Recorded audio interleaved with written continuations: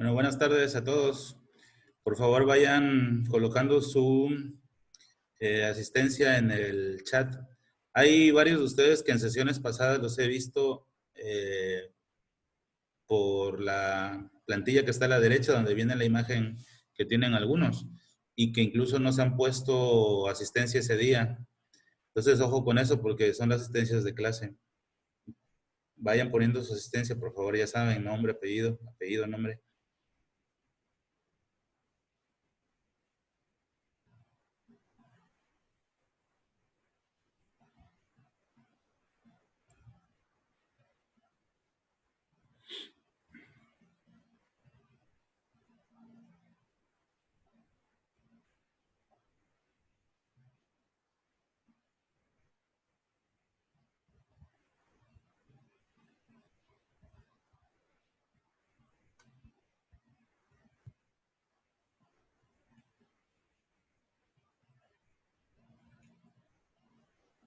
Bueno, yo creo que ya estamos en condiciones de empezar, ya somos casi 90. Bueno, nos habíamos quedado en la sesión pasada con el tema de los gobiernos sonorenses al término de la revolución después del asesinato de Venustiano Carranza. El gobierno de Venustiano Carranza, que le tocó vivir bastantes situaciones complejas a nivel internacional, la llegada de los sonorenses al poder a través del plan de Agua Prieta y como consecuencia del asesinato de Venustiano Carranza, se iban a llevar a cabo las elecciones para elegir a presidente de la República en 1920. Y bueno, en esas condiciones llegaron los sonorenses. Los tres sonorenses que impulsaron el plan de Agua Prieta son los que llegaron a la presidencia en los años posteriores, empezando por Álvaro Obregón. Y bueno, la clase pasada vimos este proceso electoral que está aquí en esta plantilla, el cual gana de manera abrumadora Álvaro Obregón con un 95.8%, considerando que únicamente podía votar en aquel tiempo alrededor de 1 millón de personas, 1.181.550 personas. Y los sonorenses, bueno, dividieron su gobierno así, primero de manera interina Adolfo de la Huerta, luego Álvaro Obregón 4 años, luego Plutarco Elías Calles 4 años, y luego vendría un periodo que se le llamó maximato, que es el que vamos a ver el día de hoy. Este periodo del maximato, si contabilizan los años, dura 6 años. La pregunta es, primero, ¿por qué se le llama maximato? Luego, ¿por qué duró 6 años? Y bueno, la explicación la vamos a ver el día de hoy, que tiene que ver con esto. Esta persona que rayó, eh, me ganaste, iba a poner quién había sido. Bueno, si lo vuelves a intentar ya no se puede.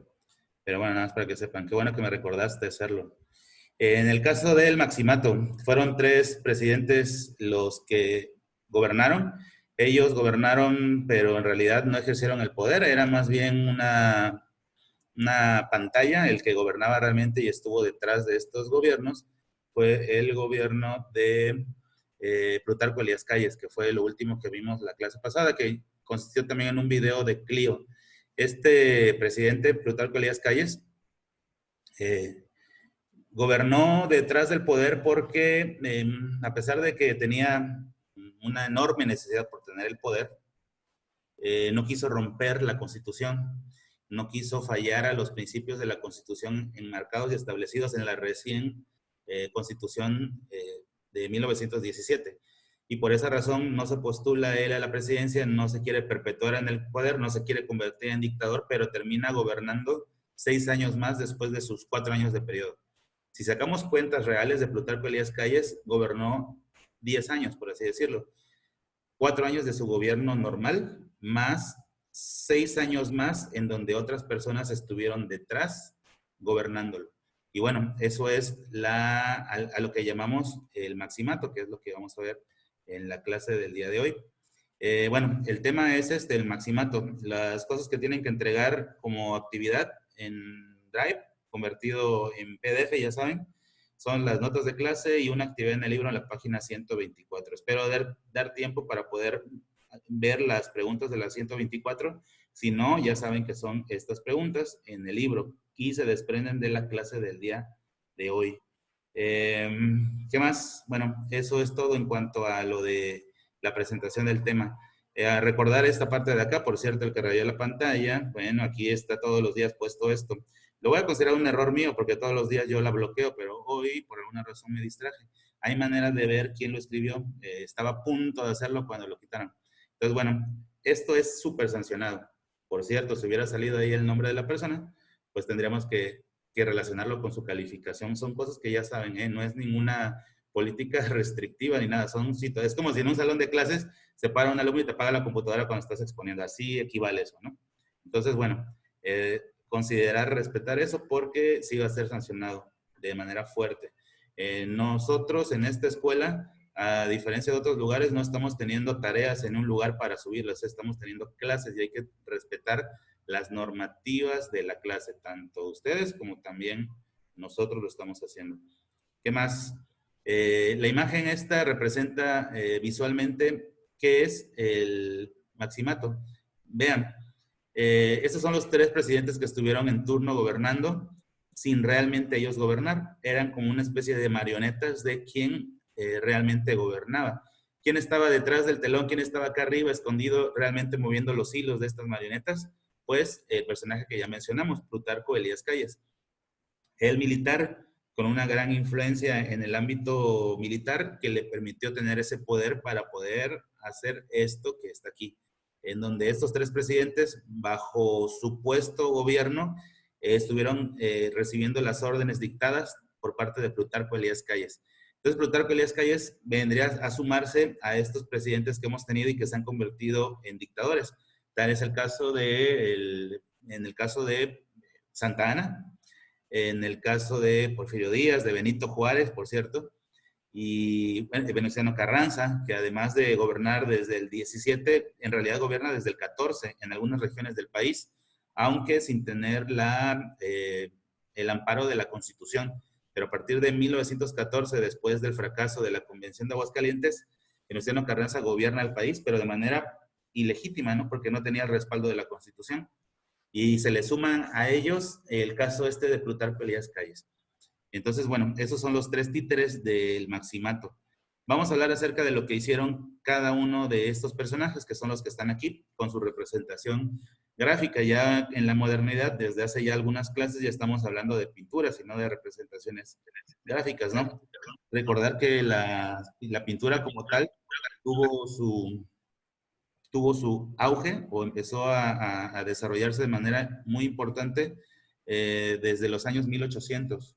Y ya para estas fechas, ¿no? La fotografía estaba súper adelantada, ¿no? Entonces, bueno, en el caso de Emilio Portes Gil, él gobierna 2 años. ¿Por qué 2 años? Porque él es un candidato que va a llegar a la presidencia de manera interina, que va a gobernar mientras se organiza la situación, porque en este periodo de 1928 ya había ganado las elecciones Álvaro Obregón, pero Álvaro Obregón había sido asesinado y como candidato sustituto a la presidencia, supliéndolo, queda Emilio Portes Gil, y por eso son 2 años de gobierno. Después de 2 años se organizan elecciones y en ese proceso de elecciones es que llega Pascual Ortiz Rubio. Este Pascual Ortiz Rubio gobernaría de 1930 a 1932. ¿Por qué también 2 años? Si se supone que los periodos presidenciales eran cuatrienios, debió de gobernar de 1930 a 1934. La razón es que Pascual Ortiz Rubio renuncia a la presidencia. Renuncia a la presidencia y además alega problemas de salud. Y esa razón hace que él tenga que dejar la presidencia y entonces llega a sustituirlo. Y ese personaje que llega a sustituirlo es Abelardo L. Rodríguez, que gobierna de 1932 al 34. ¿Por qué este también gobierna solo 2 años? Porque hay que considerar que ya había gobernado Pascual Ortiz Rubio 2. Por lo tanto, lo único que hace Abelardo L. Rodríguez es cerrar el ciclo de 4 años. Y por eso es que cada uno gobernó 2 años.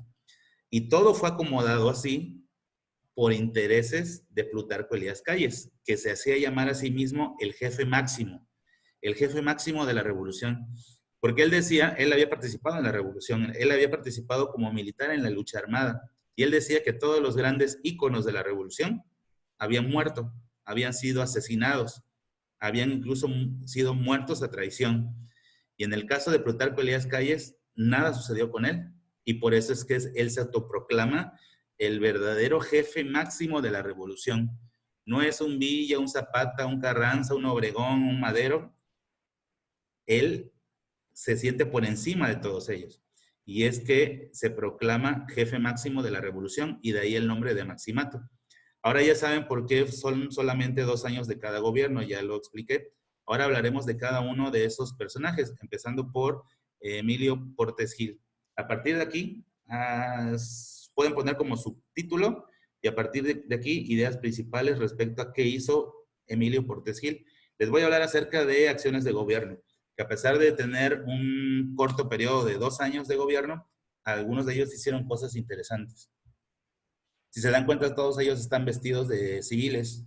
Ya se estaba eclipsando la idea del militarismo. Y aunque llegarían algunos otros presidentes más militares, como el que sigue, que es el después de Abelardo L. Rodríguez, llega Lázaro Cárdenas. Lázaro Cárdenas era militar, pero siempre salía vestido de civil, porque ya la idea de vestir como militar era caer en la imposición. Y de lo que se trataba ahora era de tratar de evitar esa idea y por eso se impulsaban los gobiernos civiles. Que por cierto, por andar queriendo impulsar gobiernos civiles, Venustiano Carranza es traicionado por los sonorenses. Entonces, bueno, esa era la idea para aparentar a la gente que los gobernaba un civil, aunque en realidad detrás de ellos estaba el más militar de todos, el jefe máximo de la revolución, que era Plutarco Elías Calles. Emilio Portes Gil. ¿Qué hizo Emilio Portes Gil en relación a su gobierno? Primero, es el primer presidente del Partido Nacional Revolucionario, conocido por sus siglas como PNR. En 1928. Ese PNR luego se convertiría en PRM, luego se convertiría en el PRI. Así que técnicamente es el primer presidente de esta vertiente ideológica. Partido Nacional Revolucionario, conocido con sus siglas como PNR, es el primer candidato y primer presidente de este partido. Es el candidato sustituto ante la muerte de Obregón. Otra. Álvaro Obregón era candidato a la presidencia y fue asesinado en un café llamado La Bombilla.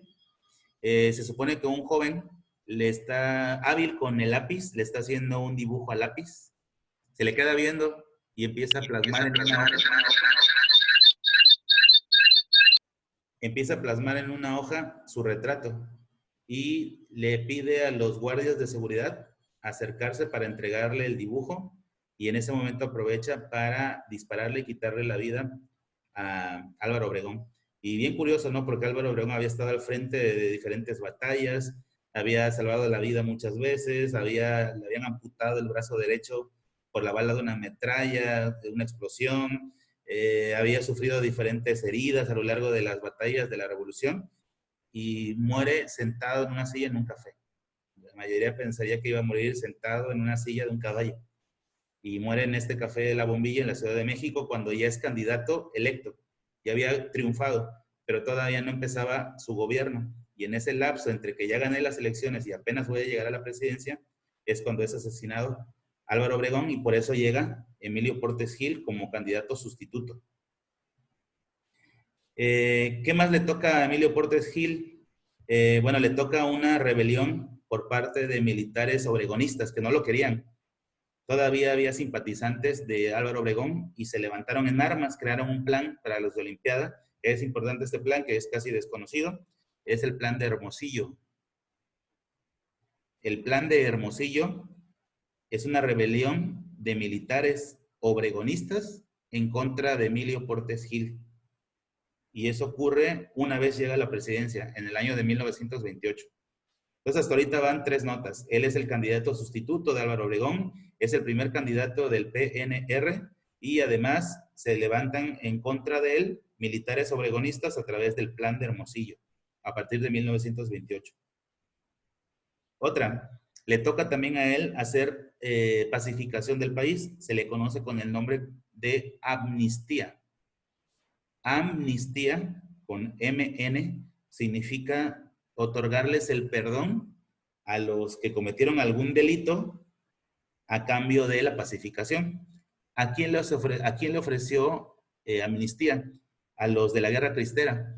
Esa guerra entre los simpatizantes de la religión y el gobierno. Sobre todo porque prohibieron el culto religioso y aplicaron de manera férrea el artículo 130 constitucional. Y eso provocó el alzamiento de los religiosos y se le llamó Guerra Cristera. Es un poco lo que fue aprobado, fue ayer o antier, por parte del Congreso de la Nación, de otorgarles amnistía a los delincuentes de delitos no graves. Hay un número, eso es bastante alto el número, son miles de personas que van a salir de la cárcel en los días inmediatos, porque se supone que en ese, hay muchas especulaciones, muchos piensan que es para ahorrar un poco de dinero el gobierno, porque el mantener a miles de prisioneros dentro de las diferentes cárceles y reclusorios, pues genera un gasto económico y se supone que son delitos menores, aunque dentro de esos que cometieron delitos menores, y les va a enojar mucho, están delitos en contra de la violencia de la mujer, están los delitos de narcomenudeo, narcotraficantes que no llegan a ser grandes traficantes, pero que sí distribuían drogas, están los asaltantes y también están algunos acusados de abuso sexual, que no violación, pero sí abuso sexual. El abuso sexual puede llegar al tocamiento o algún tipo de connotación sexual, más no llegar al proceso de penetración. Bueno, eso no se considera delito penal grave. Y bueno, muchos de esos miles van a salir en los próximos días libres debido a este proceso de amnistía que está llevando a cabo el gobierno actual y que lo estamos comparando al proceso de amnistía que le tocó hacer a Emilio Portes Gil, nada más que lo hizo en contra de los alzados durante la Guerra Cristera, que lo vimos un poquito en el video de Plutarco Elías Calles. Y bueno, también le toca a él en 1929 hacer un acuerdo con el Vaticano, en donde México cesa la Guerra Cristera en 1929. Este conflicto que había comenzado al final del gobierno de Álvaro Obregón, que se había hecho evidente en el gobierno de Plutarco Elías Calles y que todavía prevalecía hasta 1928. En 1929 se firma la paz con los religiosos a través de una negociación con el Vaticano.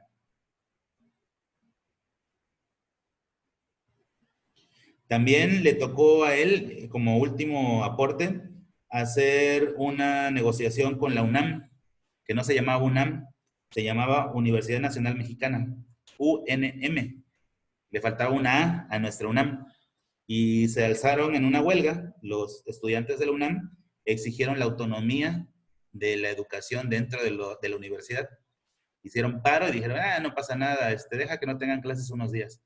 Pero ese paro no acababa, tomaron todas las facultades, tomaron todas las instalaciones y entonces el gobierno de Emilio Portes Gil tuvo que negociar con la Universidad Nacional Mexicana y le pidieron autonomía. Autonomía significa que no te metas en mis planes de estudio, no quieras que mis contenidos de clase vayan en esta tendencia política. Por eso es que, dicho por muchos, la UNAM es la mejor escuela del área de las ciencias humanas, porque hay libertad de crítica, porque ahí hay crítica acerca de la política, de la economía, aunque en los últimos años ya se ha convertido también en una lucha de partidos al interior de la UNAM. A pesar de que son estudiantes, se tienen que afiliar a diferentes partidos políticos que hay dentro de los campus. Entonces, bueno, según esto, me lo ha platicado el ex alumno de Lizardi, del año pasado apenas salió, que está cursando la carrera de Ciencias Políticas allá, que, por ejemplo, en su caso tuvo que afiliarse a un partido. O sea, es lo que tienes que hacer.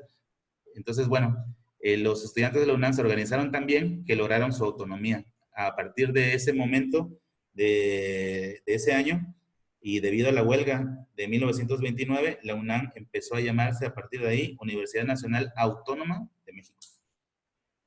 Pascual Ortiz Rubio, siguiente presidente del Maximato. ¿Qué hizo él?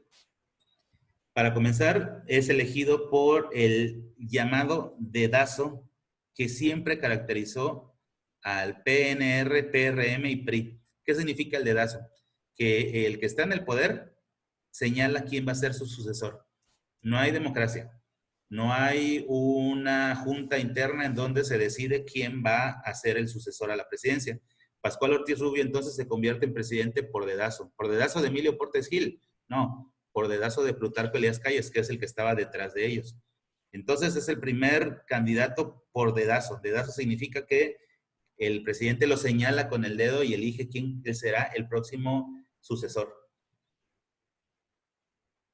Por eso un poco los que sabemos de historia nos causa mucha risa y conflicto que, por ejemplo, en el gobierno anterior tengan mucho la costumbre de, así, de hacer ese señalamiento de usted, tú, por ejemplo, en las conferencias de la mañana, a la hora de elegir, así lo hace el presidente, ¿no? Pascual Ortiz Rubio llega a la presidencia con dudas. Se piensa que hubo fraude electoral. Vence a José Vasconcelos, que era el candidato que originalmente sí ganó la elección. Entonces, Pascual Ortiz Rubio llega a la presidencia bajo sospecha de fraude. Vean, era el inicio del PRI. ¿Y cómo empezaba? Ganándole las elecciones de manera, ganando las elecciones de manera fraudulenta a José Vasconcelos. ¿Qué otra cosa con Pascual Ortiz Rubio? En 1931 sufre un atentado, lo intentan asesinar y debido a ello quedaría afectado psicológicamente y un año después pondría su carta de renuncia a la presidencia. Solo se salvó porque él se iba a subir a su coche, se le empareja a su esposa y le dice Pascual Ortiz Rubio a su esposa, vente en este coche. Y la esposa le contesta, no, yo no me subo a coches convertibles. Ah, porque el señor manejaba un coche convertible de aquella época. Y decide irse con la esposa. Y cuando se está subiendo al coche, es balaceado el coche en donde supuestamente iba a viajar Pascual Ortiz Rubio. De hecho, le alcanzan a disparar al coche de su esposa, pero libran y salen con vida. Sin embargo, este atentado marca psicológicamente a Pascual Ortiz Rubio a tal grado que termina renunciando a la presidencia. Por eso y por la presión de Plutarco Elías Calles, ¿no? Que nunca lo dejó realmente gobernar.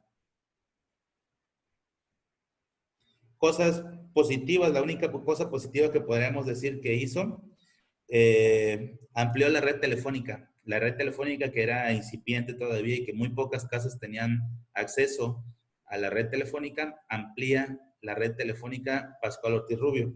Ya había teléfonos dentro de las casas, porque en aquel tiempo solamente había teléfonos en las oficinas, en la tienda de la municipalidad, y la gente tenía que viajar o moverse a esos lugares para poder hacer una llamada. O de la tradicional de los pueblitos. En los pueblitos hay una plaza pública en el centro, casi siempre hay una canchita de básquetbol, juntito está el municipio y una iglesia. Y hay una bocina, un altavoz gigantesco, y ahí anuncian, fulano de tal tiene llamada telefónica, y ya la gente tiene que bajar de donde esté, casi siempre son a unos cuantos cientos de metros, y llegan a ese lugar para recibir la llamada. Bueno, así era en aquel tiempo en todos los lugares. Y a través de la ampliación de la red telefónica, pues ahora el teléfono estaba dentro de las viviendas, ¿no? Algo que nunca se había visto. Y por último, Abelardo L. Rodríguez. ¿Qué hizo Abelardo L. Rodríguez? Él gobierna del 32 al 34. Candidato sustituto a Pascual Ortiz Rubio. A él nadie lo elige, a él lo nombran sustituto. Lo nombran para que termine los 2 últimos años de gobierno, porque Pascual Ortiz Rubio supuestamente renuncia por problemas relacionados con salud. Se quedó afectado psicológicamente debido al atentado. Entonces, Abelardo L. Rodríguez es candidato sustituto a la República. Acciones de gobierno que hace. Crea una ley que se llama Ley contra los Monopolios. Ya empezaba México a crecer mercantilmente, comercialmente, y se empezaron a crear los primeros monopolios. ¿Qué es un monopolio? Es una empresa que acapara la totalidad de la distribución de algún producto. Como por ejemplo, aunque no nos guste, es mexicana, lo bueno, Grupo Bimbo. Grupo Bimbo, por ejemplo, acapara la venta total de pan embolsado o empaquetado. Antes le llamaban pan en caja, porque antes así se vendía. ¿Por qué Bimbo abarca todo? Si yo compro Wonder o compro Tía Rosa, bueno, es que Grupo Bimbo, para no tener rival o competencia, termina comprando a Grupo Wonder y también a Tía Rosa, que es una subrama de Bimbo. Por lo tanto, si tú quieres comprar pan de caja, es decir, pan de diseñado para hacer sándwich, por ejemplo, siempre vas a comprar Grupo Bimbo, porque tienen eclipsado el mercado. Y hay una marca extranjera que se manufactura en otro país y que la distribuye Bimbo y que creen que también ya la compró. Nada más que se me va el nombre de esta marca. Es un pan un poco más fino, más caro, es diferente. Viene con adiciones de otros granos diferentes que no tenía Grupo Bimbo. Bueno, también la compró. Entonces, difícilmente podemos encontrar en el mercado algo diferente a ese tipo de productos. Bueno, ese es un monopolio. Bueno, Abelardo L. Rodríguez creó una ley que impedía los monopolios, ley contra los monopolios. Oigan, entonces, ¿funcionó o no funcionó la ley? ¿Por qué sigue habiendo monopolios como el que acabo de mencionar? Bueno, por eso tienen que cambiarle de nombre. Es un acuerdo comercial, pero cuando menos por eso le tienen que cambiar de nombre. La libre competencia, el hecho de que haya muchos que ofrecen un mismo producto, provoca competencia y hace que los productos bajen de precio. Imagínate que nada más hubiera un supermercado, iban a poner los precios que ellos quisieran. Cuando, por ejemplo, en Grupo Soriana, que ya desapareció el anterior grupo que era cuando vendieron las Comercial Mexicanas, había una oferta, por cierto, se parece un poco a Abelardo L. Rodríguez, Julio Regalado. Este Julio Regalado daba un personaje que daba promociones en este mes de julio, es más, desde junio, super rebajas, 3x2 o 4x2, 4x3, te regalaban productos en la compra de. En el momento en que aparece esa promoción, otros supermercados empiezan a hacer lo mismo. Es decir, el hecho de que haya más de uno ofertando un producto nos conviene a todos porque hay una mayor competencia. En cambio, cuando solamente hay un monopolio, el que abarca todo, los precios obviamente se pueden disparar. Vi un documental hace unos días de México respecto a grupo Coca-Cola. Coca-Cola no tiene monopolio porque tiene a su contra más importante haciéndole competencia, que es Pepsi-Cola. Y, por ejemplo, Coca-Cola subió su precio de producción y por lo tanto tuvo que subir su producto y la Coca-Cola de 3 litros ya anda rondando los 40 pesos. Entonces, Pepsi-Cola, que es su contrincante, bajó en lugar de que subiera su costo, lo hizo al revés, lo bajó. Y ahora está vendiendo más Pepsi-Cola que Coca-Cola, cuando menos en la presentación de 3 litros. Porque esa es la competencia fuerte que tiene Coca-Cola con Pepsi-Cola. Lo demás lo termina ganando Coca-Cola indudablemente. La presentación de 600 mililitros, la botella de vidrio, la botella de 1,4 litros en vidrio, todos los demás los termina ganando Coca-Cola. Bueno, eso es lo que ganamos el hecho de que no haya monopolios. Perdón por extenderme, pero creí que era importante que entendieran esto. ¿Qué más hace Abelardo L. Rodríguez? Crea una reforma constitucional contra la reelección. Quedan prohibidas las reelecciones desde ese año. Por eso no hemos tenido personajes que se reelijan en el México moderno. De Lázaro Cárdenas para acá, nadie ha ostentado perpetuarse en el poder. Esperemos que así siga, entre comillas, entre paréntesis, subrayado y con negritas. Esperamos que así siga, que solamente respetemos la Constitución y haya gobiernos únicamente de 6 años, sexenios, porque a partir de esta fecha se ha respetado la ley contra la reelección. Otra cosa importante, se inaugura el Palacio de Bellas Artes, este que había sido construido o empezado a ser construido durante el gobierno de Porfirio Díaz. Termina construyendo, la obra queda terminada y se inaugura el Palacio de Bellas Artes bajo el gobierno de Abelardo L. Rodríguez. Eso es importante también. Inaugura el Palacio de Bellas Artes. Otra nota ahí. Otra, modifica el artículo 3 constitucional para establecer una educación de tipo socialista. Esta educación de tipo socialista impulsaba la idea de, no se enfocaba tanto a la parte que el país sería un país socialista, sino más bien a que los procesos de educación dentro del aula tenían una vertiente socialista. Por ejemplo, se empezó la idea de los trabajos en equipos o trabajos colaborativos o cooperativos, como hoy se les llama. Se empezaron a crear esos pupitres que incluía 3 o 4 personas por banca, o al menos 2. Había de 4, había de 3 y había de 2. Por lo tanto, tenías un compañerito en la misma banca y entre los dos podían colaborarse para poder aprender. De hecho, organizaban los salones de tal forma que el más adelantado podía ayudar a aquel que tuviera cierto déficit. Es decir, un ejemplo, ¿no? El que es muy bueno en matemáticas lo pongo al que le cuesta o le dificulta, con la finalidad de que tenga un monitor que además de la asistencia del maestro sea capaz de poderlo ayudar. Eso era la idea de la educación socialista. No estaba enfocado en crearnos una ideología socialista, no como la Unión Soviética, como China, pero sí tenía el carácter socialista dentro del salón de clase. Es decir, que hubiera una comunidad dentro de las escuelas. Y eso es a través de la reforma del artículo 3º constitucional. Crea la ley de los salarios mínimos, a pesar de que en el artículo 123 de la Constitución de 1917 se hablaba acerca de que los salarios deberían de ser lo suficiente para subsanar las necesidades básicas, no había una cifra, no había un número. Y en el caso de Abelardo L. Rodríguez, por primera vez se crea un salario mínimo. El salario mínimo es cambiante. ¿Qué es el salario mínimo? Es la remuneración mínima que un patrón te debe de trabajar, te debe de pagar por tu trabajo de 8 horas en cualquiera de los diferentes centros productivos. Y ese salario mínimo debe de alcanzar al menos para satisfacer las necesidades básicas de una familia. Pregunta, ¿un salario mínimo de menos de 110 pesos en nuestro país realmente sirve para sufragar los gastos mínimos y básicos de una familia? La respuesta es no. El modelo tradicional mexicano, que ha estado cambiando, incluye padre de familia como cabeza de familia, esposa y al menos 2 hijos. 4 personas viviendo con 110 pesos al día. Si repartes ese dinero, les tocaría a 27.50 cada persona. Con 27 pesos con 50 centavos tienen que desayunar, comer y cenar. Además, con ese mismo dinero deben de ser capaces de pagar sus gastos de ropa, alimentación, residencia, es decir, renta o la mensualidad de la casa en donde vives. Si, bueno, ya vemos una cosa imposible, ¿no? El hecho de que alguien que gana un salario mínimo vaya a poder contraer una deuda de un auto, de un coche, porque es imposible, porque además no le darían el crédito, porque no le alcanzaría el dinero con lo que gana.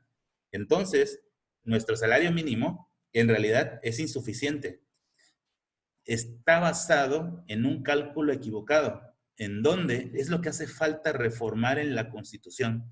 El salario mínimo en realidad es suficiente para subsistir una persona. Y hablando únicamente de alimentación, pero en nuestra cultura mexicana, la estructura familiar que todavía prevalece es esposo, esposa, 2 hijos, en donde la cabeza de familia es uno. Ya la generación de ustedes o los que tienen papás jóvenes, que son muchos de ustedes, ya la estructura cambia. Ya bajo esta nueva estructura social mexicana ya trabaja papá, mamá, y ya entre los dos contribuyen y mejoran.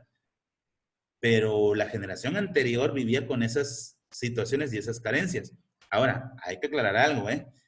El costo de la vida de aquellas épocas era diferente. Te alcanzaba para mucho más. Estamos hablando y haciendo una crítica respecto al salario mínimo actual, porque en aquel tiempo, cuando Abelardo L. Rodríguez estableció un salario mínimo, sí te alcanzaba. Ya hemos hablado en el salón de clases que los abuelos, los bisabuelos, ya tuvieron más fácil que las condiciones que hoy tenemos.